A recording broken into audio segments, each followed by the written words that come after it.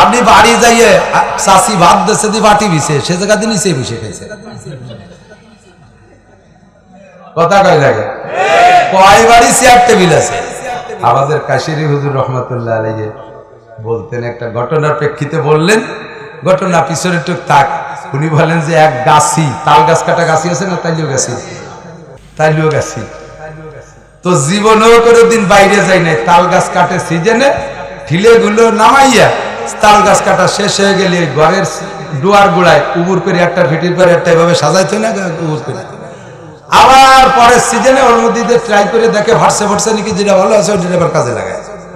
তো সারা আষাঢ়িয়ে গোন ওই তাইলো ঠিলের উপর দিয়ে যায়, ঠিলে যায় পয়সে। এই সিজনের শেষে ফিরে সিজনের আগে ঠিলে তৈরি রয়েছে সব দুয়ার গোড়ায়। উনি গেছে শহরে যাইয়া একটু ঘুরিয়ে গাড়িয়ে দেয়া যাক, খিদে লাগছে, এক হোটেলে গেছে খাতি, কি সুন্দর চেয়ারে বসতেছে, বুক সমান টেবিল, ওর উপরে প্লেট তুইছে, সোজা হইয়া খাইছে, ওর এটা খুব ভালো লাগছে যে বসতি একটা উৎস, থাল থোয়ারটা প্লেট রাখাটা আর একটু উৎস, একটু ভালো গেছে।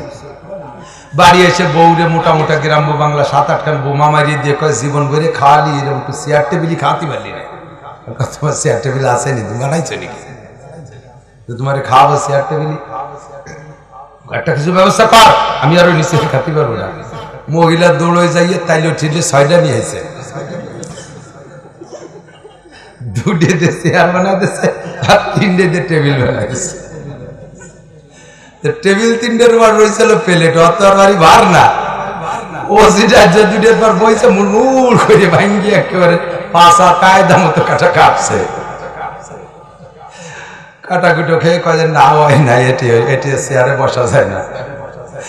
তুমি যে ক্লাসের মানুষ, তোমার চেয়ার টেবিল সেই ক্লাসের। কয়দিন তুমি চেয়ার টেবিলই খাইছো, যাই সে চেয়ার টেবিল চাও, জীবন ভরে খাইছো পাটি, 3 পাটি বিছে যায়, আজও বাড়িতে পাটি বিছে ভাত খাওয়া, মসজিদে আসলে চেয়ার টেবিল লাগে কে? সিজদা দাও, সামনে টেবিল একখান বানাই, কুয়োরা বাদ দাও, যাইয়ে অনায়াসে আস্তে আস্তে আস্তে আস্তে কষ্ট করে বসবেন, কষ্ট করে বসবেন। যার রুকু থেকে নিচে সিজদায় যাইতে উঠতে বসতে কষ্ট হয়, ওই লোকটা যদি শুরুতে আস্তে আস্তে কোনো মতে বসতে পারেন, তাহলে আপনি চেয়ারে বসে নামাজ পড়ার চাইতে নিচেই বসিয়া হাঁটুতে রুকু দিয়ে কপালটা যদি মাটিতে লাগায় সিজদা দিয়ে পড়তে পারেন, আপনার এই নামাজটা ওই চেয়ারে বসা নামাজের চাইতে বেশি গুরুত্বপূর্ণ, এটা বেশি সুন্দর হবে। আপনি বসে ওইভাবে নামাজ পড়বেন, মাটিতে বসে, নিচেই বসে। কথা কি বুঝে আসছে? কষ্ট হয়েছে? তাহলে একটা আমল শিখে দিতে পারলাম তো, মনে আছে তাহাজ্জুদ কখন বলে? ইশার ফরজ সুন্নতের পরে বেতেরের আগে আমল করা যাবে না ইনশাআল্লাহ। সহজ হয়েছে কি হয় নাই? ইনশাআল্লাহ আগামী বছর থেকে শুরু করব। হ্যাঁ, যে আগামী ঈশার থেকে ইনশাআল্লাহ। আল্লাহ তুমি সবাইকে কবুল করো। আল্লাহ কালকে ঈশার আগে যেন কেউ না মারে। ঈশার পরে মূর্তি কইছি নি, তাই বলি কমপক্ষে একদিনের তাহাজ্জুদ পড়ি, তাতে আল্লাহ বসবে যে অভ্যাস করে ফেলেছিল, শুরু করে দিছে। বিগত জীবনে সবগুলো আল্লাহ তাআলা এই ক্লাসের তাহাজ্জুদে লিখে দেবে। এটা সহজ আমল হলো কিনা? আমার মা বোনরা আমল করবেন। এখন কথা হলো যে হুজুর তাহাজ্জুদ শুনছে জীবন ভরে শেষ রাত্রি, সন্ধ্যা রাত্রি বললে হবে কে? আমি তো আগেই বলে নিছি যে তাহাজ্জুদের রক্ত হলো ঈশার নামাজের পর থেকে শুরু হয়। তবে বিষয় হলো যে এই রাত্রে তাহাজ্জুদ আর ওই রাত্রে তাহাজ্জুদ, দুই তাহাজ্জুদের পার্থক্য হলো স্বাদের পার্থক্য, মজার পার্থক্য। রুগীর যদি জন্ডিস হয়, জন্ডিসের রুগীরে ডাক্তাররা কবিরাজরা কয় যে আখের রস খাওয়াবেন। কিসের রস? আখের রস। এখন কয়ে দেই নেই যে কুশরীর আগালির রস না গুড়ার রস। পুরো কুশরীর যে কোনো জায়গার রস খালি জন্ডিস সারে, জন্ডিস সারে, আগার রস খালিও সারে, গুড়ার রস খালিও সারে। কিন্তু আগার রস বের করতে সহজ, আগা নরম, তো স্বাদ কম, তবে জন্ডিস সারে। আগার রস নরম, বের করতে সহজ, স্বাদ কম, কিন্তু জন্ডিস সারে। আর গুড়ার রস বের করতে কঠিন, স্বাদও বেশি, তবে জন্ডিস তাতেও সারে। গুড়ার রস বের করতে কঠিন, স্বাদও বেশি। আগার রস বের করতে সহজ, স্বাদ কম, যদিও জন্ডিস 2 জায়গাতেই সারে। কথা বল, সন্ধ্যা রাত্রি তাহাজ্জুদ আগার রস বের করতে সহজ, স্বাদ কম, তবে জন্ডিস সারে। শেষ রাত্রি তাহাজ্জুদ বিছানা ছেড়ে উঠে পড়তে কষ্ট হয়, এটা গুড়ার বেশি সব গুম আমি তাহাজ্জুদ পড়ে লা ইলাহা ইল্লাল্লাহ লা ইলাহা ইল্লাল্লাহ पर्दाए हस्ती अगर सूजी बना रे ला इलाहा आजमा बे पर्दा भी नूरे इल्लल्लाह শেষ রাত্রি তাহাজ্জুদের পরে যদি আপনি জিকির করেন লা ইলাহা করে টান মারবেন ইল্লাল্লাহ বলার আগে আল্লাহর মাঝে আর আপনার মাঝে পর্দা আল্লাহ সরাই নিয়ে যাবে আপনি চক্ষু বন্ধ করে আল্লাহকে দেখতে পারবেন গুড়ার রস বের করতে একটু কষ্ট কিন্তু স্বাদ বেশি এই হলো শেষ রাত্রি তাহাজ্জুদ আর সন্ধ্যা রাত্রি তাহাজ্জুদের পার্থক্য তবে জীবনেও কোনোদিন দাঁত যার নরম হয়ে গেছে সে তো গুড়ার রস বারে খাতেই পারবে না কোনো মতে আগারে একটু আইলু বাড়ি সাবানি দিয়ে একটু শিশির মিশিয়ে একটু পাটাই গুতো ইহলি তো কাজ আছে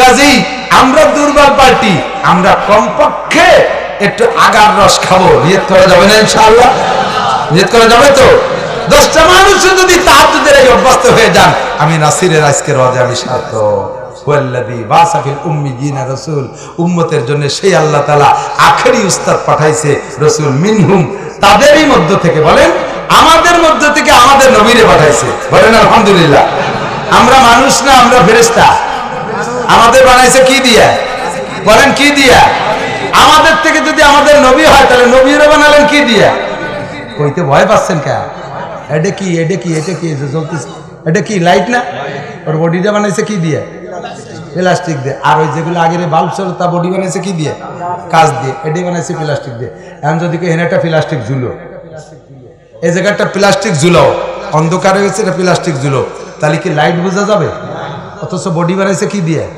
প্লাস্টিক দিয়ে ওর বডি প্লাস্টিক ভিতরে আলো হওয়ার কারণে সেই প্লাস্টিক নাম বাদ দিয়ে এখন নাম হচ্ছে লাইট মুহাম্মদুর রাসূলুল্লাহ মাটিরই মানুষ তার ভিতরে নবুয়তি নূর আর আলো যার কারণে নূরের নবী পরিণত হয়েছে নবী নূরের তৈরি নয় নবী মাটিরই তৈরি তার ভিতরে আল্লাহ তাআলা নূরে নবুয়ত দেওয়ার কারণে সেটা লাইট হয়ে গেছে প্লাস্টিকের বডি তার ভিতরে আলো যার কারণে সেটা যেমন লাইট হয়েছে নাম লাইট হয়ে গেছে মূল তো বডি প্লাস্টিকের নাকি বলেন আমার নবীকে আল্লাহ তাআলা আমাদের মধ্য থেকে আবার একটা কথা শুনেন এদিকে কষ্ট হচ্ছে আপনাদের আমি আগেই বলে রেখেছি বুঝলে সমস্যা নাই না বুঝলে সমস্যা বুঝলে কোনো ঝামেলা নাই যেই ক্যালকুলেট করবেন বুঝবো যে ওই লোকটা বসতেছে না বলে খাইজো নিচ্ছে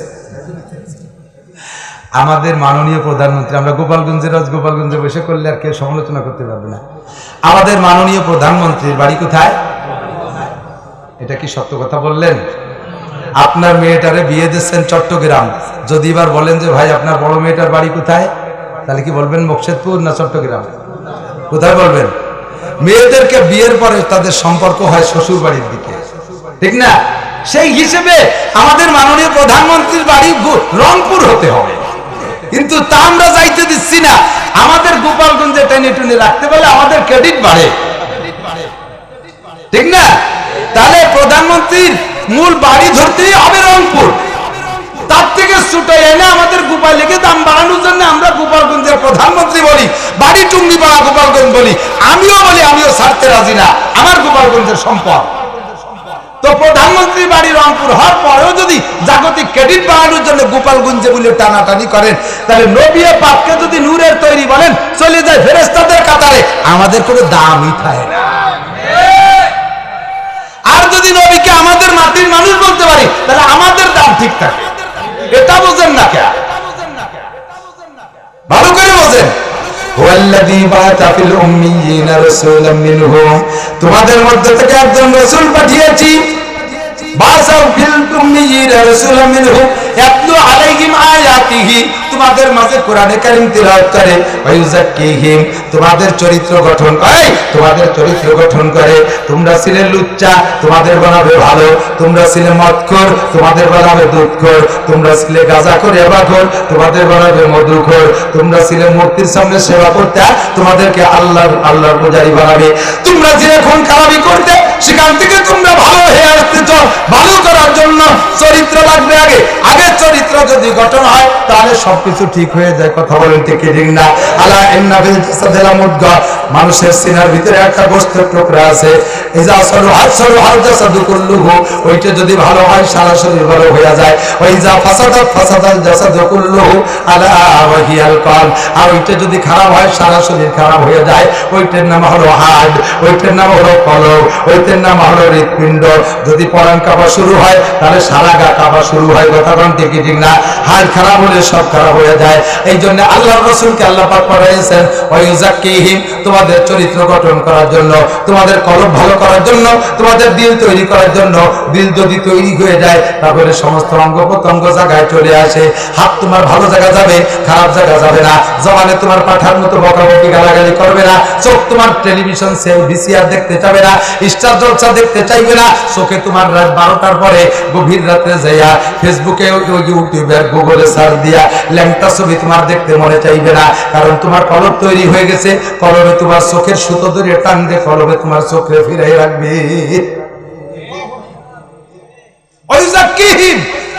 তোমাদেরকে তাসকিয়া করে, পরিচ্ছন্ন করে, পবিত্র করে নবী। কথা বলেন ঠিক না? নবীর চাইতে বড় মুজাক্কি, নবীর চাইতে বড় কামেল পীর নেই। এবং নবীর ওই তরিকায় আজও আসেন আপনাদের বাড়ির কাছে, বেশি কাছে। আমি আমার ছেলেকেও পাঠাইছিলাম গত 19 তারিখে এই মুফতি আব্দুল গফফার সাহেব হুজুরের কাছে। ও গোপালগঞ্জবাসী, ফরিদপুরবাসী, আমাদের বেশি দূরের পীরের কাছে যাওয়া লাগবে না। পীর ভালো, পীর সহি, এই কথা বোঝার জন্য আপনাকে আমি ছোট্ট একটা সবক দিয়ে যাই। যেই পীরের কাছে বড় বড় আলেম উলামার আনাগুনা বেশি, বুঝবেন যে ওই পীরটা তত বেশি সহি।